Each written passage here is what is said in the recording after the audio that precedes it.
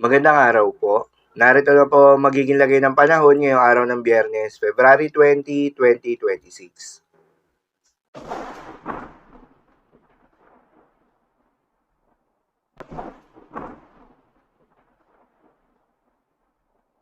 Sa kasalukuyan na tayo sa pag-asa, patuloy na umiiral itong shear line o yung banggaan ng malamig at mainit na hangin at nakakaapekto sa may eastern section ng Visayas at Mindanao. Dahil dito kaya saan yung maulap na kalangitan na may kalat-kalat ng mga pagulan at isolated thunderstorms.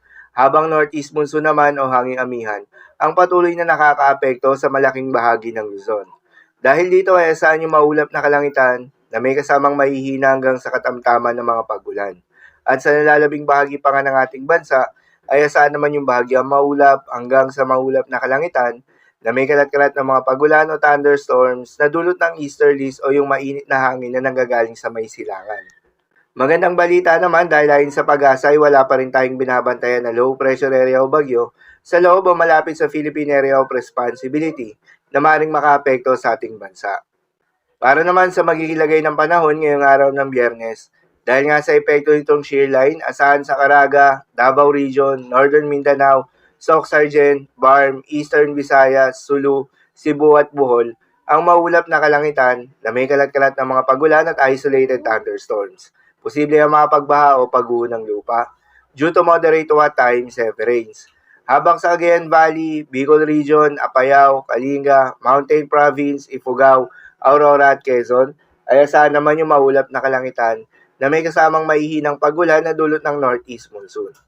Habang sa nalalabing bahagi ng Mindanao ay asahan naman yung bahagyang maulap hanggang sa maulap na kalangitan na may kalat-kalat ng mga pagulan o thunderstorms na dulot ng easterlies. Posible rin na mga pagbaha o pag-uho ng lupa due to severe thunderstorms. Madalas nabobo ang mga thunderstorms na ito tuwing hapon o gabi na nagtatagal ng 1 hanggang 2 oras.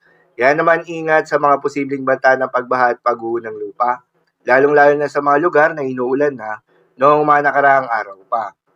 At sa Metro Manila at nalalabing bahagi ng Luzon at nalalabing bahagi pa ng Visayas ay asahan naman yung bahagyang maulap hanggang sa maulap na kalangitan na may kalat-kalat na mga mahihinang pagulan na dulot ng northeast monsoon. Para naman sa magiging lagay ng mga dagat baybayin, ayon sa pag-asa ay wala pa rin tayong nakataas na gale warning sa anumang seaboards ng ating bansa. Subalit iba yung pag-iingat sa mga papalaot ng mga kababayan nating mangingisda at yung may mga maliliit na sasakyang pandagat sa buong seaboards ng Luzon at eastern seaboards ng ating bansa. Dahil inaasahan yung katamtaman hanggang sa maalon na karagatan. Habang banayad hanggang sa katamtaman ng mga pag-alon naman sa nalalabing seaboards ng ating bansa. So yun lang po para sa lagay ng panahon ngayong araw ng Biyernes. Keep safe everyone.